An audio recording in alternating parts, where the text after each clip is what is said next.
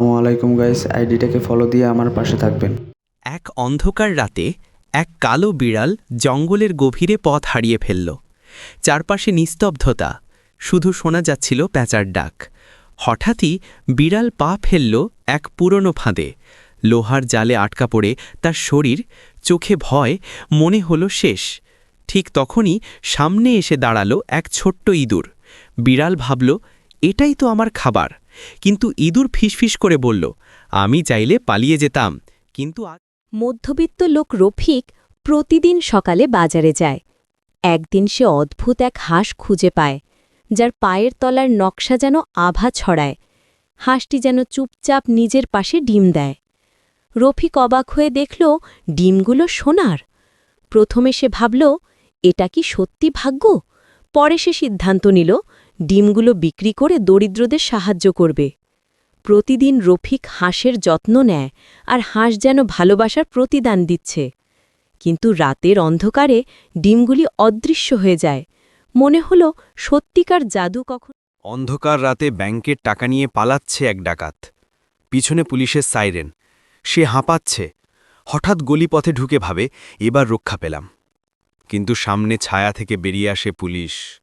ঠান্ডা গলায় বলে, তুমি যত দৌড়াও আমি আগেই থাকি। ডাকাত কাঁপতে কাঁপতে জিজ্ঞেস করে, তুমি কে? পুলিশ ধীরে হাসে, তোমার অতীত। ডাকাতের চোখ বিস্ফোরিত, সে বুঝতে পারে না সত্যি কি মানুষ দাঁড়িয়ে আছে, নাকি নিজের পাপের ছায়া তাকে। একজন গরিব কৃষক প্রতিদিন ভোরে মাঠে হাল চাষ করে। একদিন হঠাৎ লাঙলের ফলা মাটির নিচে শক্ত কিছুতে আঘাত করে। অবাক হয়ে মাটি খুঁড়তেই বের হয় এক পুরনো সিন্দুক। সিন্দুক খুলতেই ঝলমলে গুপ্তধন। কৃষকের চোখে পানি, ভাবছে এটা কি ভাগ্যের দান নাকি নতুন বোঝা। কৃষক ধনরত্নের দিকে না তাকিয়ে আবার লাঙল হাতে নেয়, যেন বুঝিয়ে দেয় সত্যিকারের ধন মাটির ঘামেই লুকিয়ে আছে। ছেঁড়া নোটের দেশ।